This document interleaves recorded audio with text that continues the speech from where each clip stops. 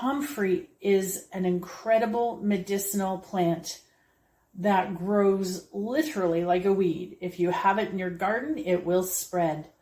But I'm not talking really a lot about the comfrey per se today, because I want to show you how to make a salve using comfrey, fresh flowers, the elderflowers, of course, not the comfrey flowers, and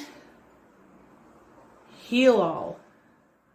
So the first step is I gathered everything that I needed and I let it dry for a couple of hours. Now I'm just cutting up everything very small so I can place them in jars. And when I'm finished cutting this up, I'll show you what's next.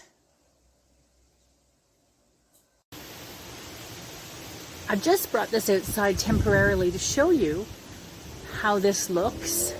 So you'll see I chopped up everything fine and I added just enough oil to make sure that all the herbs are under the or in the oil.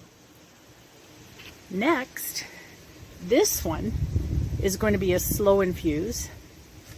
This one is going to be quicker, and I'll show you how to do that in a moment.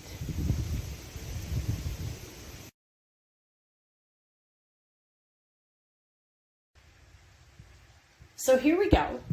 This one here will be the slow infusion.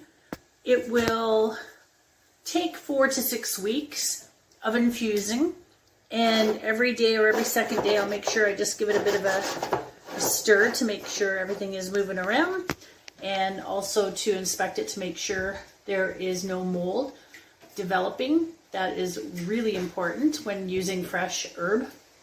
And this one I'm going to do much quicker by using my crock pot. So come on, focus in. There we go. What I'm going to do is I'll place this in the crock pot.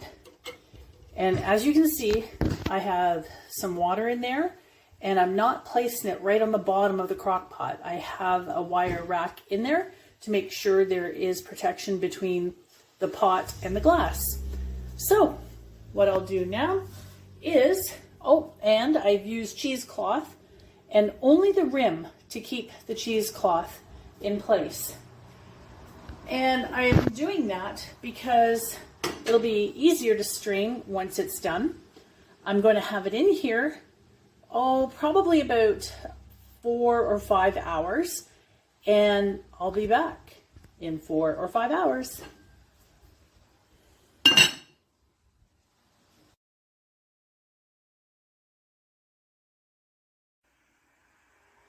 And here is my Comfrey Heal All Elderflower salve. I'm not going to touch it right now. It is in the process of solidifying. It is such an easy recipe. I will provide a link in the description below.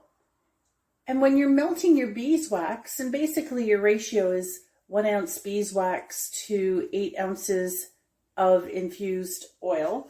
And all I do is, I have this really old cheap little pot. I save tin cans and I pinch them. I put the wax in there with some water, let the wax melt, add the oil. And if you want to add any extra vitamin E oil, you can certainly do that. Or if you want to add some essential oils, it really depends on the blend of herbs that you're using.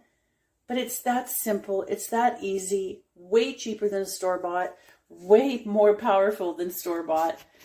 And in today's economy, when we need to start saving some cash, this is a great way to do it.